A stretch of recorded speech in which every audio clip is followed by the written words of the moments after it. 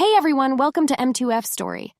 Today I am going to share with you My Feminine Secret Part 5, written by Valentina Michelle Smith.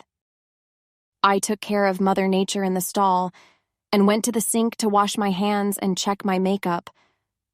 As I was primping, Donna emerged from a stall. "Oh, Allie," she said. "Before you leave, I wanted to tell you that I tried playing solitaire on the PC last night. I finally got the hang of the mouse. Fred saw me and he was just so proud of me. Now he's showing me how to do email." "Do you have email?" "Yes, I do," I answered. "I'm glad that you found out how to use the PC. It's going to open a whole new world for you." "Well, thanks for the tip. I don't think I ever would have gotten the hang of it without you. It's mostly a matter of confidence and of experience. I bet you were afraid that you might break something or do something wrong and then look stupid. Am I right?" "For sure. I was just so afraid that I'd mess something up and get Fred all pissed off at me. Sounds like he wasn't angry. No, just the opposite. He was so proud of me, he's like he wants to buy me a PC of my own. I don't want him to, though. Money is too tight." I thought for a minute. "Donna, would you like a PC of your own? I think I can help you." "Sure, but I really can't afford it." "Not a problem. I have a laptop PC that I bought for my business. I just bought a more powerful model, and this one is collecting dust. It's about a year old, and it should be powerful enough for anything you might want to do. Interested?" Donna was taken aback. "Just like that, you're giving me a computer?" "A laptop. It's a little different than the one you have at home." "Allie, I don't know. I couldn't. It's just too much." "Nonsense. I've already depreciated it on my taxes, and I have absolutely no use for it. You, on the other hand, can use a computer of your own. So I make a little room in my office, and you get a useful tool. What do you say?" "Well, I guess so. It's just so unexpected. I mean, I hardly know you." "Sure you do. We're on the same jury." We both laughed. "I guess we gals have to hang together," Donna said as we exited the ladies' room. We gals, I thought.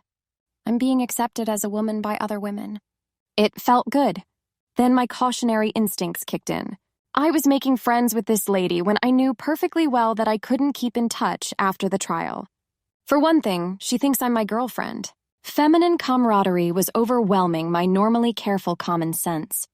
I didn't have much time to think about it, because as we emerged from the juror's entrance into the main corridor, we were accosted by at least a dozen microphone-wielding reporters in search of a statement, any statement, about the hit-and-run case. "I'm sorry," I said, "I'm not on that case." Donna and I had to repeat this a number of times before we could finally get past the main phalanx of ink-crazed reporters in the midst of a feeding frenzy. Then we found ourselves negotiating a second wave of media vultures, this group pointing video cameras. We repeated our message a few more times before we were finally left alone. At least once we got past them, there was nobody between the elevators and ourselves. "Can you believe that?" Donna asked as the doors closed. "It's insane," I replied. "Besides, don't they know that a juror can't talk about their case until it's over? These media types don't care. All they want is a story." The door opened, and we made our way to the main entrance. Donna stopped just outside, opened her purse, and removed her cigarettes. She lit one, inhaled deeply, and blew out a dense cloud of smoke. "Oh, did I ever need this?" she said. I didn't say anything, but my expression must have spoke volumes. I don't smoke, and I don't like smokers very much. To say that I didn't approve would be like saying a 50-megaton nuclear warhead goes boom. Donna saw the look on my face and immediately went on the defensive. "I hope I'm not going to, get a lecture on the evils of smoking. I already know them." "No," I answered. "No lecture, you can tell what I think."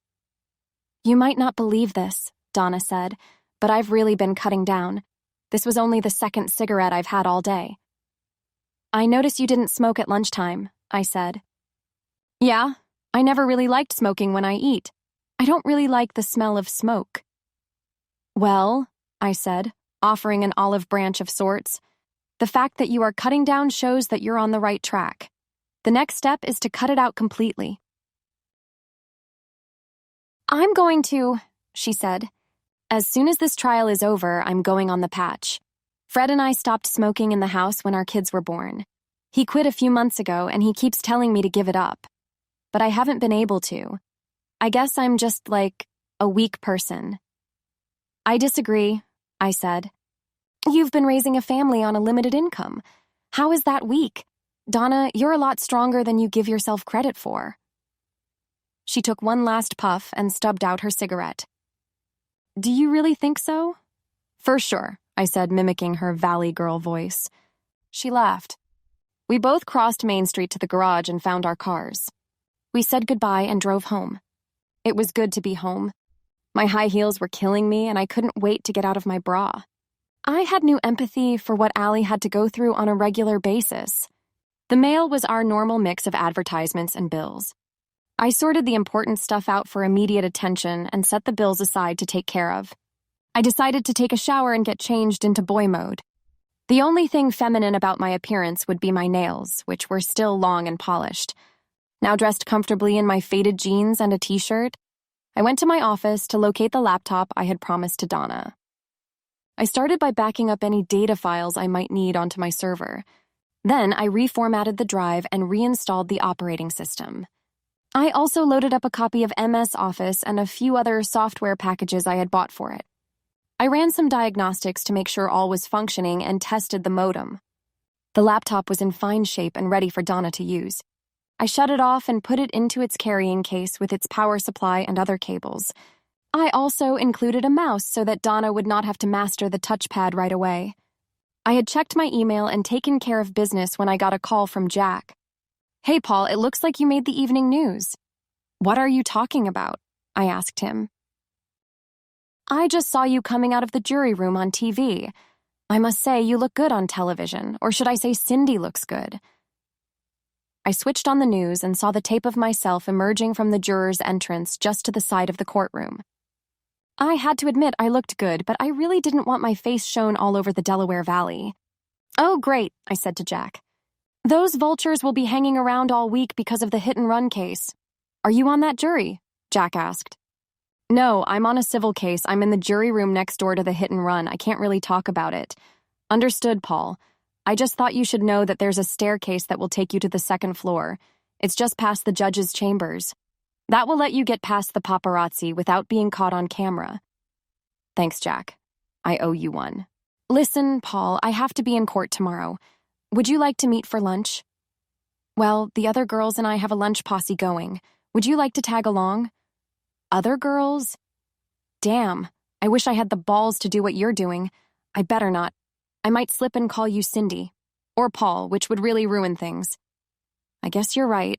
But, maybe the support group should plan a weekend lunch in Doylestown. What do you think? Sounds good. Why don't we suggest it at the next meeting? Great. What are you wearing to the meeting? I have a new twin set. It's a floral pattern on black jersey with a calf-length skirt. It's really adorable. How about you? I think I'll wear one of my new suits. I really like this businesswoman look. Well, you look great, sis. I'll see you there. And maybe I'll see you tomorrow. Okay, see you then. Bye. I hung up. I did a quick surf of the channels and discovered that all 3 stations with an afternoon news program had video of me coming out of the juror's entrance. I was sure that I would also be on the UHF stations this evening. Oh, brother. At least it wasn't just myself. They showed several jurors, including Donna and Tom. I would have to inform them about the side entrance that Jack told me about. I placed a call to Germany. It was late at night there, but Allie had told me to call any time. It was great hearing her voice. We talked about a lot of things, although I didn't mention the jury duty. But something that the girls had mentioned was bothering me. Allie, I asked, do you want a ring, and would you like to set a date? A date for what? She asked. To get married. Do you want an engagement ring? What made you think about that, Paul? Do you miss me that much? I sure do miss you, love. And I want you to know just how committed I am to you. I'm going to buy you the biggest rock I can find and lay it at your feet. What do you say? Allie hesitated for a few seconds. Paul, honey, don't take this the wrong way. I'm really touched by your offer, but please don't buy me a ring. I hate diamonds. I was stunned. You hate diamonds, but... Let me explain. I have some really strong opinions about the De Beers Company. That's the world cartel that controls the diamond trade. They buy diamonds from known terrorist regimes just to maintain the world price. So all of those pretty engagement rings are financing death and destruction. Besides, she said, it's just a lump of carbon. Except for the way the atoms are arranged, a diamond is just a very expensive piece of pencil lead. If you want to buy me a gemstone, get me an emerald or an amethyst or a sapphire. I like colorful gems. What about setting a date? I asked. Sure, why not? How about next year at the wedding pavilion in Walt Disney World? Wow, that's a great idea. When should we do it? After I get done this European assignment, we'll check with the park for availability. I would guess we might have to wait about a year anyway. Is that okay with you? Okay? It's wonderful. Allie, I just can't believe how great I feel. I even have a theme picked out for the wedding, Paul, Beauty and the Beast. What do you think? Just as long as I get to be the Beast, I said. Besides, you would look better in the dress. Thank you, kind sir. And you are one handsome beast. But speaking of dresses, have you been letting Cindy out while you've been home? I hesitated. Well, yes, I have, I said. I decided to tell a partial truth so I wouldn't actually be telling a lie. I was out today with one of my friends from the support group. That sounds like fun. I hope you left a little balance on the credit cards. We laughed. We talked for another half hour before I hung up. Damn, I missed her. I checked my email a second time, took care of my business obligations, spent some time in a chat room for crossdressers, and caught up on my correspondence. I checked the evening news before retiring. Sure enough, I was caught on video by all of the major news organizations in the Delaware Valley area. Oh well, 15 minutes of fame fades quickly. Tomorrow I'll be yesterday's news. I decided to turn in. I slept well and awoke early. I showered, shaved my legs, shaved my face, and got dressed. I decided to wear a slightly more casual outfit today. For one thing, I opted for a more comfortable soft cut bra. Jack's description of his twin set reminded me of a similar outfit that I owned, a lilac floral print skirt set.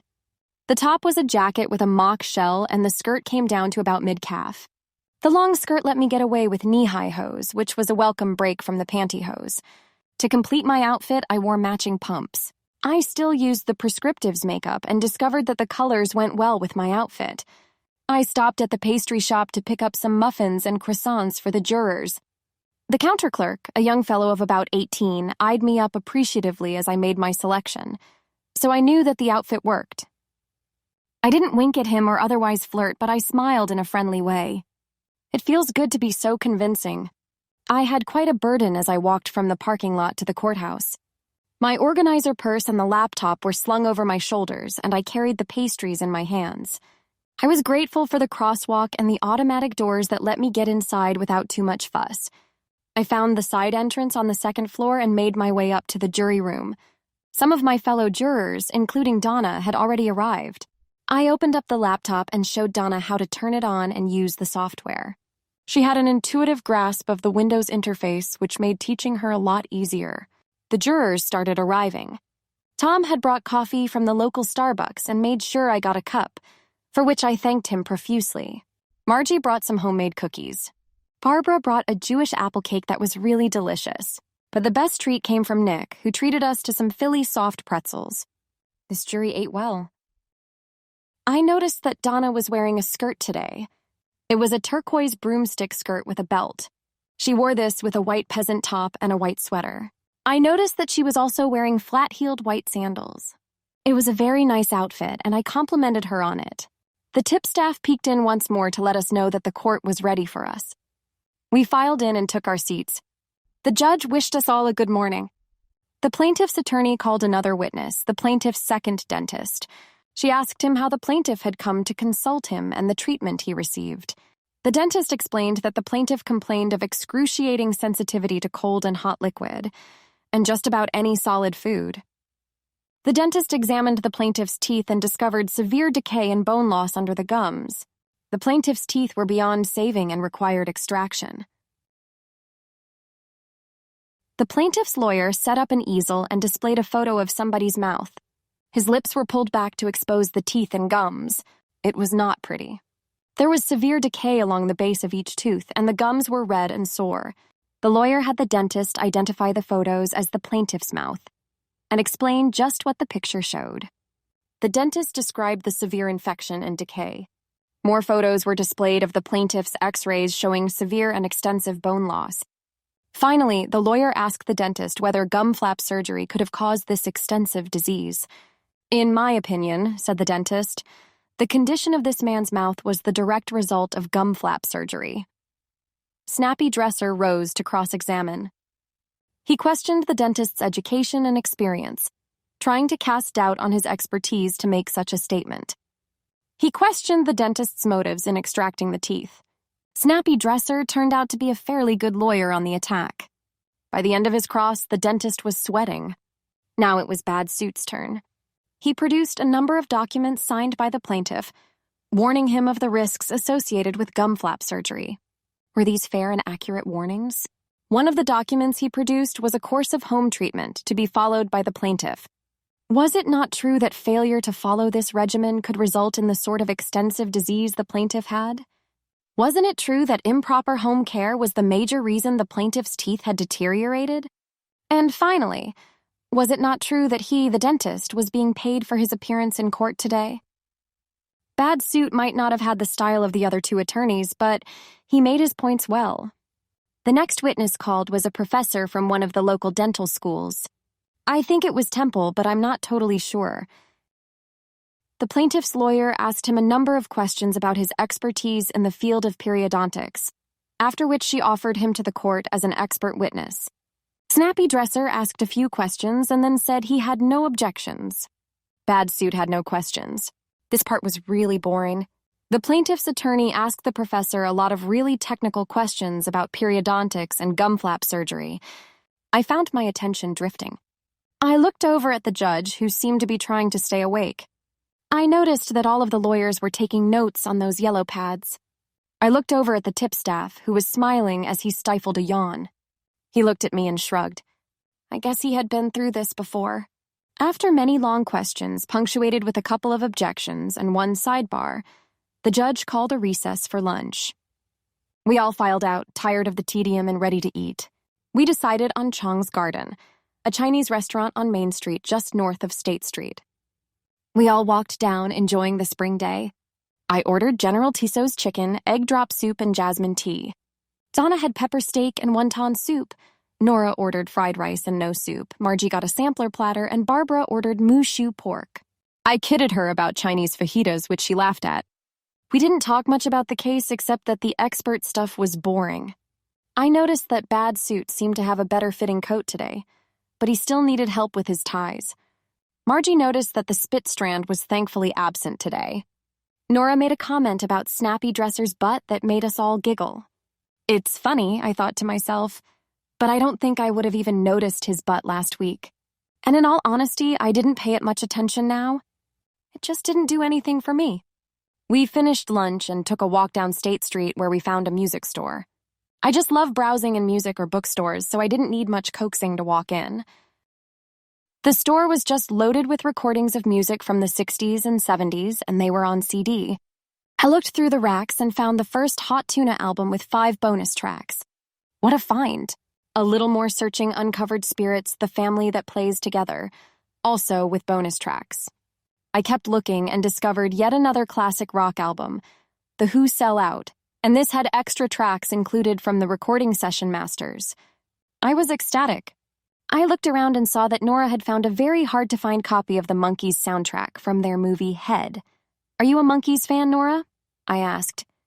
Oh, yes, she replied. I had a preteen crush on Peter Tork, but that's way before your time, Allie. She looked at my selection and grinned. But your musical tastes seem to be from my generation.